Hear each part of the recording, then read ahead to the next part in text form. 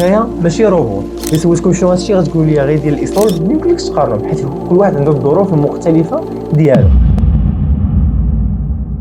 كيفاش تقرا بالطريقه الصحيحه وتجيب نقطه ناضيه؟ دونك الاخوان قبل ما نبداو متنساش دير واحد ابوني وتاكتيفي الجرس باش اي حاجه اللوحه توصلك انت الاول. صيفط الفيديو لصاحبكم ربنا يحتاجه.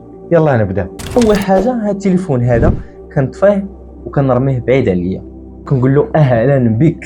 الا ما عندكش البيسي حاول تخدم بالتليفون، ولكن حاول تحيد لي نوتيفيكاسيون ديال لي زابليكاسيون كامل اللي كيديروا لك ديستراكشن، ولا تحيدهم عليك وتخبيهم في ملفات اخرين.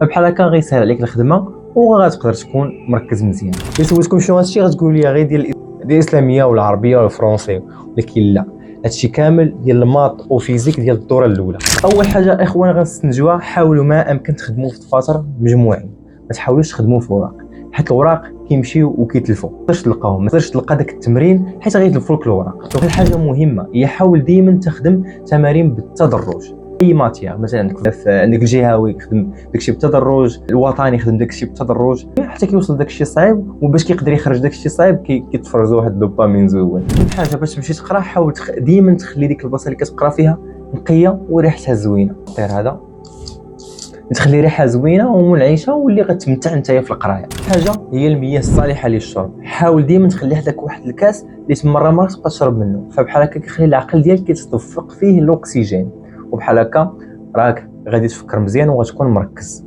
نتايا ماشي روبوت، ماشي انك روبوت باش تقرا 10 سوايع ولا 6 سوايع.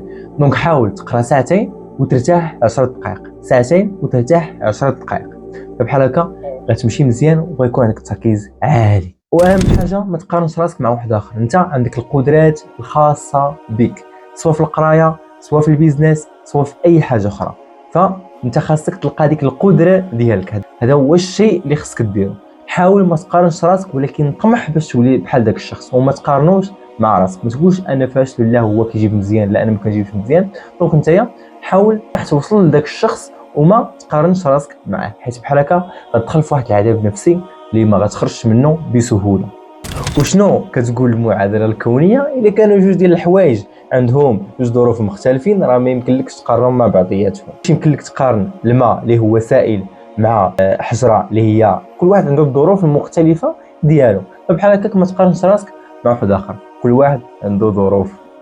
كطلاب في هذه المرحله هذه ما كيكونش عندنا بزاف ديال الوقت، داكشي علاش داكشي اللي كتضيعو في السوشيال ميديا حاول تكريبي شي حاجه اللي غتعود عليك بالناس، مثلا تفرج في شي بودكاست اللي يقدروا ينفعوك ويزيدوا بك لقدام. كاينين بزاف ديال الحوايج اللي يمكن لك ديرهم rather than the social media. داكشي علاش نتايا اكسبسيونيل على الناس الاخرين، حيت نتايا كملتي هذا الفيديو كامل حتى الاخر باش انك تطور من راسك وتطور من لو كوتي ايدوكاتيف ديالك.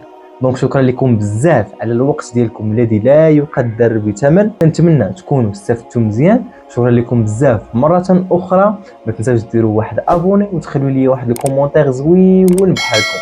شكرا لكم بزاف على المتابعه، نتلاقاو ان شاء الله في فيديو اخر.